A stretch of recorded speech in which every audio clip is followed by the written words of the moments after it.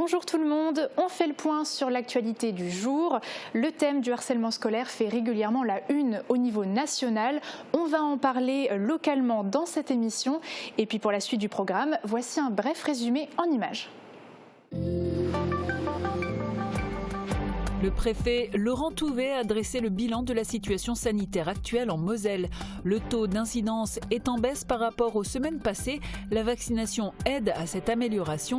La maladie est moins présente chez les personnes âgées que dans la moyenne de la population. Pour la reprise, après les vacances scolaires d'hiver, le lycée Jean Moulin de Forbach a lancé sa seconde campagne de dépistage pour les élèves et le personnel de l'établissement. Des cas positifs avaient été détectés dans plusieurs classes avant les congés. Cette campagne permettra un retour plus serein pour tous.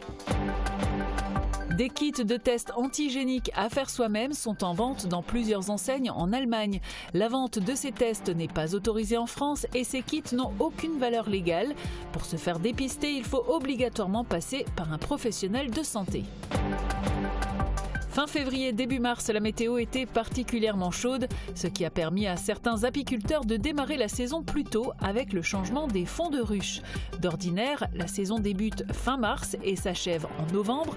Cette année, même si les températures étaient exceptionnelles, les apiculteurs redoutent tout de même les fameuses giboulées de mars qui pourraient impacter cet écosystème fragile.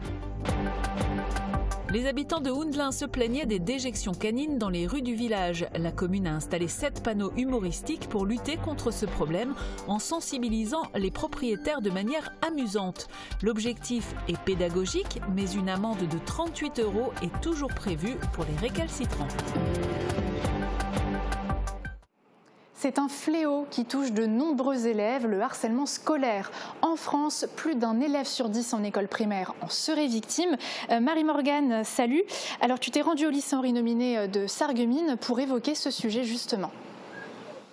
Bonjour, alors oui, tu as évoqué les élèves à l'école primaire, mais les chiffres à l'arrivée au collège sont tout aussi importants. 10% des collégiens seraient touchés. Au lycée, les chiffres baissent, mais le harcèlement ne disparaît malheureusement pas. Près de 4% des élèves en seraient victimes. Au total, ce sont 700 000 élèves qui sont harcelés chaque année.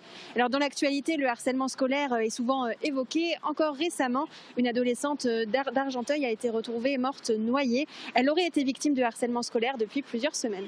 Et ça reste des données affolantes. Alors concrètement, Marie-Morgane, sur place, dans les établissements, comment ça se passe pour éviter ces drames ? Alors il y a tout un protocole qui est mis en place. Il a pour objectif d'aider les établissements et les équipes éducatives dans la prise en compte de cas de harcèlement scolaire. Il faut dans un premier temps vérifier que le harcèlement a vraiment lieu et ce n'est pas l'étape la plus évidente pour les personnels. Je me suis rendue ce matin au lycée Henri Nominé de Sarreguemines pour avoir un exemple de ce qui est organisé ici. Merci beaucoup Marie-Morgane et merci à David pour les images. Ce qu'il faut donc retenir, sensibiliser, écouter, vérifier et agir, les maîtres mots qui pourraient définir le protocole mis en place dans les établissements scolaires pour lutter contre le harcèlement, une problématique parfois difficile à résoudre. Reportage de Marie-Morgane Lorenz, David Orès et Lucas Planavergne. Le harcèlement se définit comme une violence répétée qui peut être verbale, physique ou psychologique. Une définition donnée par l'Éducation nationale. Ces violences peuvent se retrouver au sein des établissements scolaires. Dans un premier temps, lorsqu'un élève est victime de moqueries, de violences, de rejet, l'équipe éducative doit analyser la situation. Être à l'écoute, c'est aussi donc être sensibilisé à ce que peuvent dire les élèves, à ce qu'ils peuvent vivre et puis aussi à leur environnement familial, à tout ce que nous pouvons avoir comme information les concernant. Le harcèlement, c'est aussi un ressenti. Et ce ressenti-là, il faut effectivement le prendre en compte. Et c'est toute la difficulté de ces situations. Au sein de chaque établissement scolaire, il y a des référents, des adultes auxquels les élèves peuvent se confier. Au lycée Henri Nominé, il y a 3 CPE, conseillers principaux d'éducation. Les professeurs, les infirmières scolaires, des assistantes sociales peuvent également être des oreilles attentives pour les élèves. Lorsqu'un cas de harcèlement scolaire est avéré, la hiérarchie est alertée. Chaque établissement dispose d'un référent académique pour mettre en place un dispositif de suivi.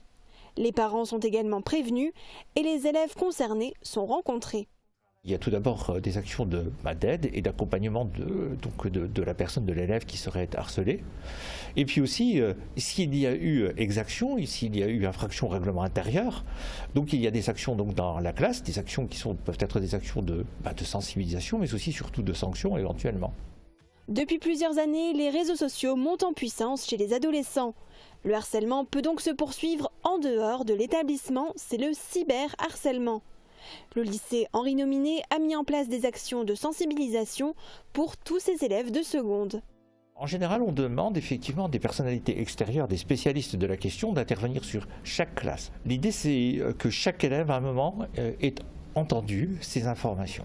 Des numéros verts sont également mis en place par l'Éducation nationale, non au harcèlement au 3020 et net écoute au 0800 200 000 si le harcèlement se passe sur Internet. Autre thématique largement citée dans l'actualité, la situation sanitaire. L'évolution des cas de Covid-19 à l'hôpital Robert Pax est préoccupante.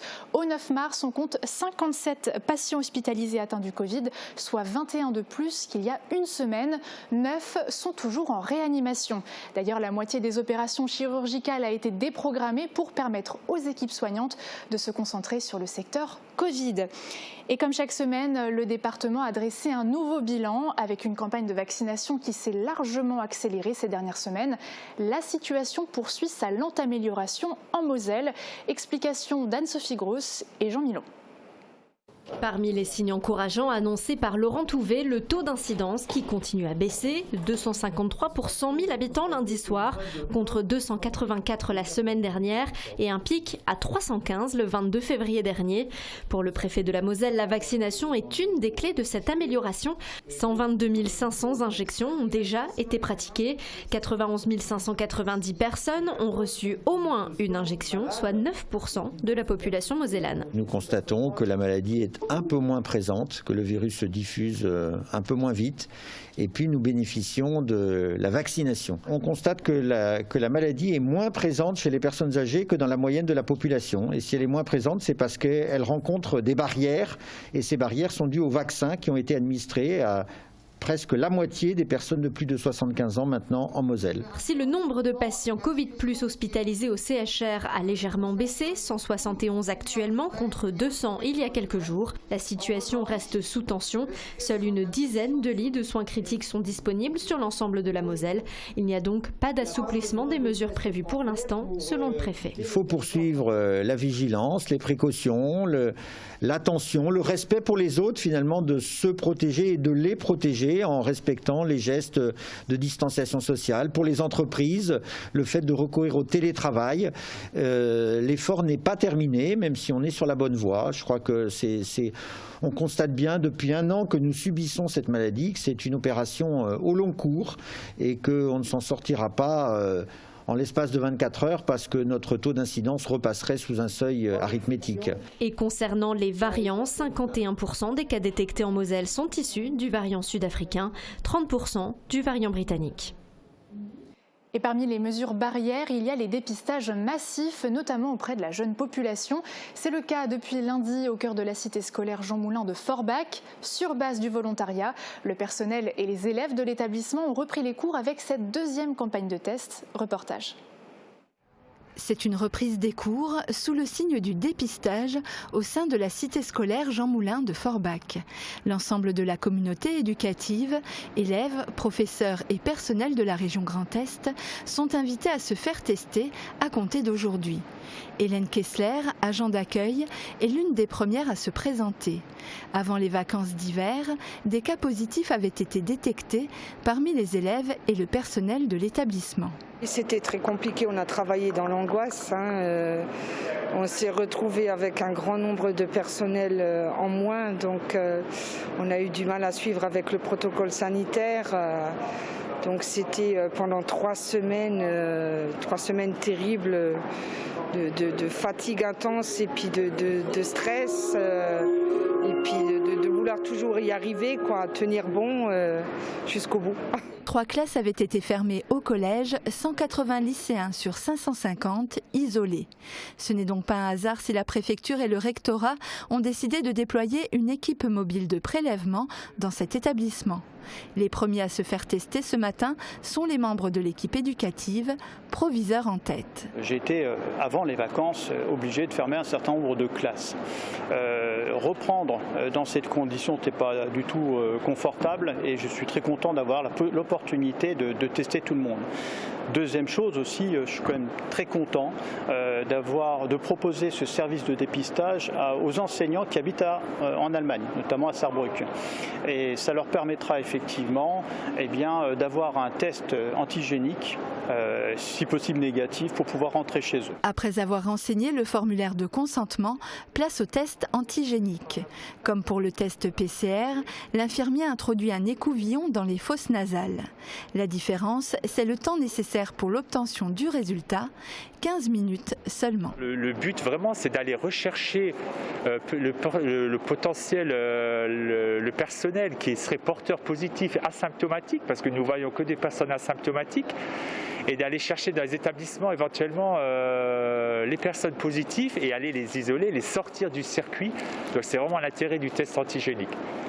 Sachant qu'en laboratoire, les personnes qui passent au laboratoire faire ce fameux test PCR, il y a toujours ce temps de 24 heures, voire 48 heures. Et c'est un temps où le personnel peut être positif, asymptomatique et continuer à contaminer ses proches. Le temps d'une interview et voici le moment pour Hélène d'obtenir le résultat. Lors de la précédente campagne au Jean Moulin, sur les 180 personnes testées, 6 cas positifs avaient été détectés, 2 chez les élèves et 4 dans l'équipe éducative. Test négatif en main, Hélène peut quant à elle rejoindre son poste à l'accueil. Et des tests antigéniques à faire soi-même à la maison, c'est tentant, non? Pourtant, ça n'a aucune valeur légale si le test n'est pas réalisé par un professionnel de santé. Ce week-end en Allemagne, les enseignes Aldi et Lidl ont été dévalisées car elles vendaient ce genre de kit dans leurs rayons. En France, ces tests ne sont pas envisagés à la vente aux particuliers. On fait le point avec une infirmière libérale de l'arrondissement. On a vu ces derniers jours une razzia sur les boîtes de kits antigéniques à domicile. Expliquez-nous, ça n'a pas vraiment valeur de légalité pour passer la frontière? Alors non, d'une part, on n'a pas été informé que ça allait être distribué dans les enseignes comme Aldi, on a pu le voir. Ça n'a pas du tout de valeur officielle puisque les infirmiers et les infirmières sont tenus à rentrer le résultat de ce test dans un portail gouvernemental qui a été mis en place pour ça spécifiquement. Donc non, ça n'a pas de valeur et c'est un petit peu marquant quand même parce que ça doit être un professionnel de santé qui doit faire ce test et on a été surpris un petit peu d'entendre ça. Ça reste un geste médical, ça veut dire que le faire soi-même, ça peut être dangereux? Dangereux, je ne dirais pas, mais en tout cas faussé. C'est un geste tout à fait médical, il y a un protocole qui a été établi pour ces tests. Un particulier saurait le faire peut-être après l'avoir déjà vécu, mais il n'aura pas de valeur, pas officielle en tout cas. Peut-être pour se rassurer, mais ça s'arrête là. Est-ce que vous avez vu une augmentation de la demande pour des tests antigéniques notamment? Oh oui, énormément. Alors énormément de particuliers déjà qui sont frontaliers et qui prennent les devants de par la demande du patron et de l'État. Et ensuite énormément d'entreprises, comme on est une zone frontalière, énormément sont tenues pour le travail à traverser régulièrement la frontière et il faut alors un certificat officiel pour pouvoir le faire. Donc oui. Concrètement, vous êtes passé de combien à combien de personnes? Alors ça dépend des jours, mais on est passé de 0 il y a très peu de temps à 25, 30 et plus, des fois moins, ça dépend des jours. Les prévisions météo aussi sont changeantes d'un jour à l'autre en ce mois de mars. Après un tour dans le ciel, on revient sur Terre pour parler apiculture, culture et écologie notamment. A tout de suite. La météo vous est présentée par le Crédit Mutuel. Une banque qui appartient à ses clients, ça change tout. La rénovation de vos façades avec Modern Habitat allie esthétique et une résistance garantie à toutes les intempéries.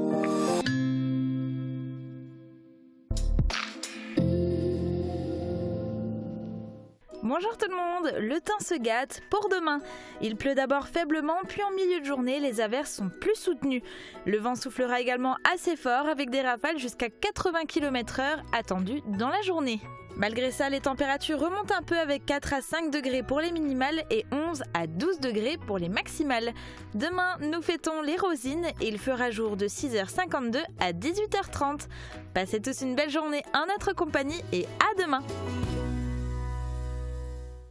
Merci d'avoir suivi la météo avec le Crédit Mutuel. Une banque qui appartient à ses clients, ça change tout. Et si les créateurs italiens influençaient l'aménagement de votre maison? Cuisine, salle de bain, carrelage, Cesa au centre de la Rotonde à Sarreguemines vous propose un vaste choix et un excellent rapport qualité-prix. J'aime écouter de la musique. Est-ce possible avec un appareil auditif? Les appareils haut de gamme possèdent un mode musique qui permet de traiter ce signal non pas comme du bruit, mais de profiter pleinement de la musique sans la dénaturer.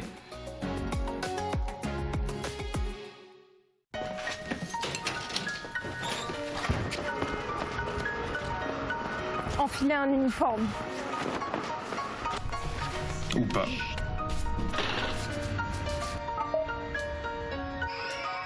Courir dans tous les sens. Ou rester immobile. Faire des gestes maîtrisés. Ou un peu moins maîtrisé. Se coucher tard.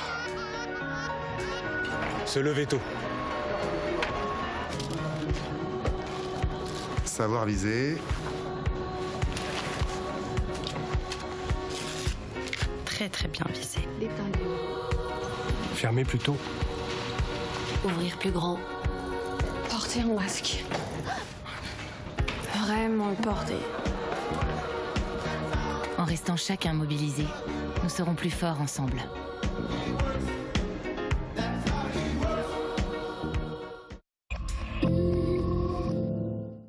De retour sur le plateau pour un appel à candidature pour les jeunes qui traversent la frontière.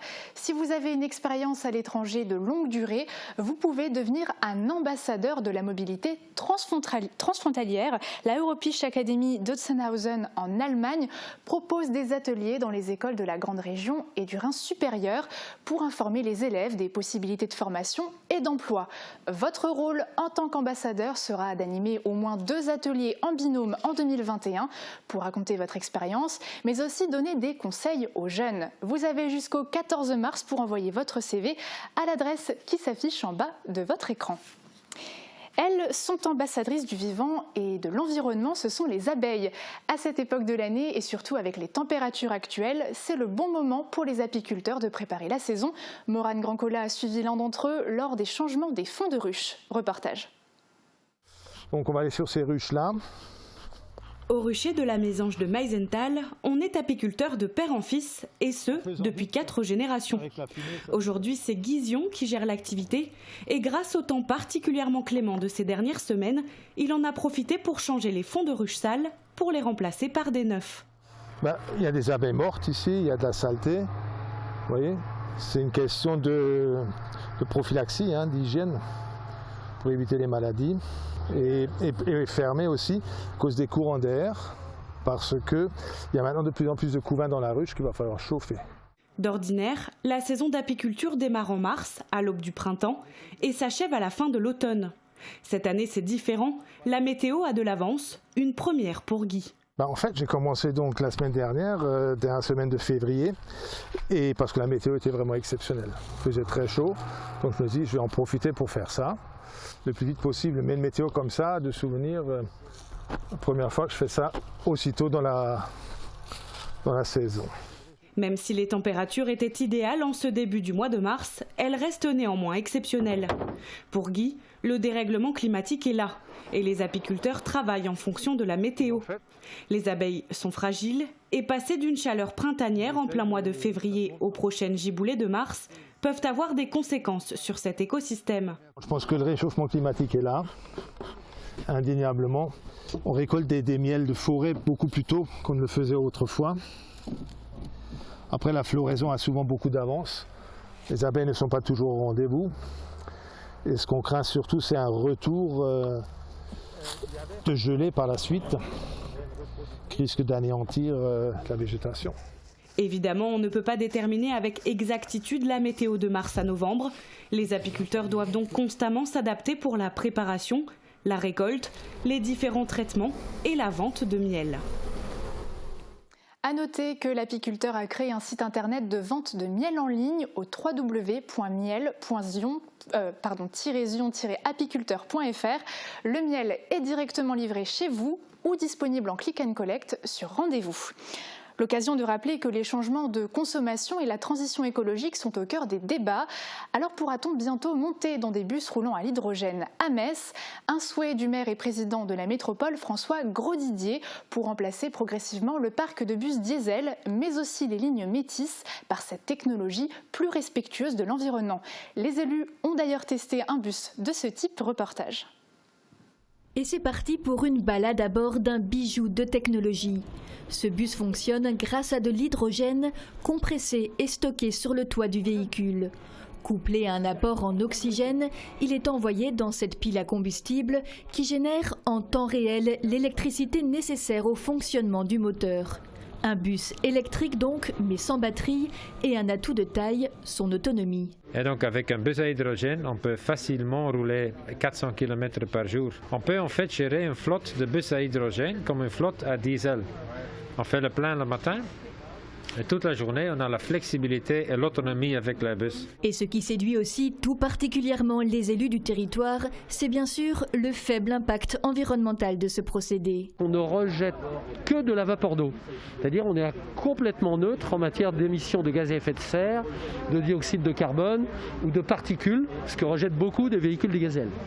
Donc ça, sur le plan écologique, c'est le nec plus ultra aujourd'hui. Encore faut-il que la production et l'acheminement d'hydrogène s'inscrivent aussi dans une logique vertueuse. L'hydrogène n'existe pas à l'état naturel.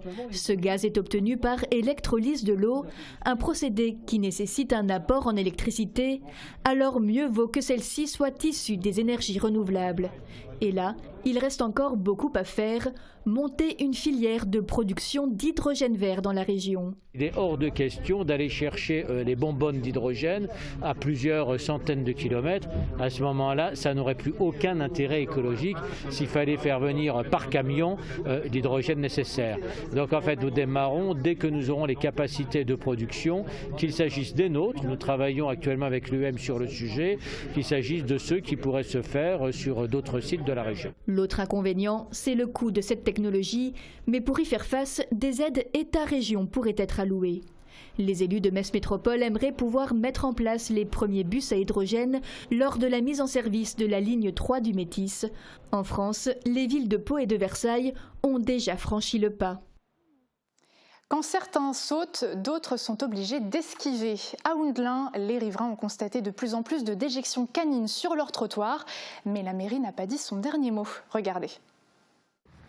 Vous aussi, vous en avez marre d'éviter les déjections canines en marchant ? Contre ces incivilités, la mairie de Houndelin a choisi le rire. Le côté prévention avec humour, je pense que ça passe bien dans un premier temps. Ça permet d'alerter déjà une première fois les habitants de Houndelin. 7 panneaux humoristiques sont installés dans le village et proposent par exemple un cours de relaxation gratuit aux habitants, les incitant à ramasser les besoins de leur animal. Face aux grandes villes, la commune s'en sort plutôt bien, mais a préféré miser sur la prévention. Justement, vous voyez qu'il y avait une recrudescence des déjections canines au niveau du centre du village, et notamment dans certains points comme proche de l'aire de jeu, proche des différentes écoles, écoles maternelles, écoles primaires. On avait aussi beaucoup de plaintes des habitants de Houndelin. Si l'objectif est pédagogique, une amende de 38 € est prévue pour les récalcitrants, ce qui pourrait en contrarier certains. C'est un peu excessif, l'amende de 38 €. L'arrêté comme il est bien, mais il faudrait pouvoir l'appliquer. Voilà. Je ne pense pas qu'il y ait un gars champêtre qui puisse tourner matin et soir pour réprimer les gens qui ne ramassent pas. Voilà. Dans l'ensemble, les riverains notent une petite amélioration dans les rues. Le coût d'installation des panneaux a été dérisoire. Autre avantage, l'ouvrier communal passera moins de temps à ramasser les déjections visibles chaque matin.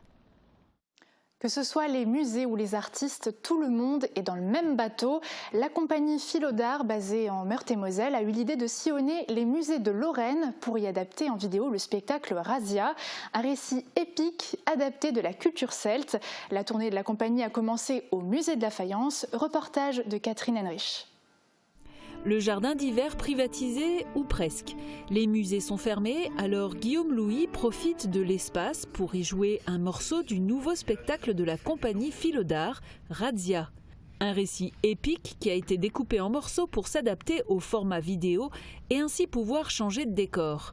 L'idée a été d'apporter ces récits-là dans chaque lieu de patrimoine ou de musée en Lorraine, pour faire dialoguer cet extrait-là avec le lieu. Razzia a été joué sur scène 2 fois avant le confinement de mars 2020. Ne pouvant plus se produire en public, il a fallu imaginer une autre manière de diffuser le récit et de ne pas perdre le travail déjà mené sur l'écriture et la mise en scène. Et donc comme c'est un récit qui a demandé tout un travail d'adaptation, de réécriture, de composition, il y a eu vraiment une grande frustration de se dire qu'au niveau diffusion, il risquait de s'évaporer en fait, alors qu'il avait fait l'objet d'autant d'énergie. Et on s'est aussi rendu compte à travers les différentes demandes qu'on a eues que se filmer dans une salle de spectacle n'avait pas grand intérêt. Enfin, ça avait un intérêt peut-être en communication pour nous, mais disons que le public, ça ne l'accrochait pas au niveau de son attention. Accompagné de Violette Martin de Artscopia, derrière la caméra, Guillaume Louis se sert du jardin d'hiver comme décor d'une partie bien précise du récit. Un décor riche et un peu outrancier pour répondre aux chamailleries d'un couple celte autour des quantités de richesses de chacun. Ils réunissent leurs richesses. Les pots de terre, les pots de fer, cruches, cuves et bracelets s'amoncellent tout autour d'eux. Razzia prendra la forme d'une mini-série. Chaque musée visité par la compagnie dans ce projet pourra exploiter la vidéo qui sera tournée chez lui. La tournée ne fait que commencer et devrait se prolonger pendant encore plusieurs semaines. De quoi patienter un peu avant la reprise de la culture. À Épinal, c'était presque le cas, avec une déambulation dansée samedi matin proposée par la compagnie de Julia Blumberg, les Mécaniques Cintrées. La musique était entre les mains des passants grâce à un QR code à scanner pour se mettre dans l'ambiance. Reportage de Marie-Danielle Rogovitz. L'envie de revivre, de se mettre en mouvement alors que les beaux jours reviennent. Il y avait comme un début de renaissance samedi dernier, la danseuse Julia Blumberg et sa compagnie des Mécaniques Cintrées n'y a pas résisté, offrant aux badauds une déambulation dans les rues d'Épinal, une façon d'exister toujours et encore malgré la crise. On est une petite compagnie qui a 1 an d'existence, où nous avions préparé un gros projet de pièces chorégraphiques qui a été par la force des choses annulé 2 fois. On n'a pas le droit de danser à l'intérieur, donc j'ai décidé qu'on danserait à l'extérieur. Pour le moment, il y en a qui jouent le jeu et puis il y en a d'autres qui ont un peu peur quand on s'approche d'eux. Un spectacle spontané qui en a surpris quelques-uns. On pouvait se contenter de l'image et pour le son, les nouvelles technologies ont fait le reste en quelques clics. Chacune, on a notre propre musique dans les oreilles. La chorégraphie est identique pour tout le monde, mais chacune a sa propre musique et on a tout un QR code accroché sur nos vêtements que le public peut scanner s'il veut entendre ce qu'on entend nous-mêmes. On essaye de garder le moral et l'énergie pour pouvoir encore rayonner et donner du plaisir, se donner du plaisir et donner du plaisir aux gens. Parce que la culture, c'est le plaisir d'abord. Par temps de crise, ça fait du bien. Oh que oui, oh que oui, oh que oui. Sans les masques, ce sera encore mieux dans quelques temps. C'était une parenthèse bienvenue. Ce matin-là, la culture est passée.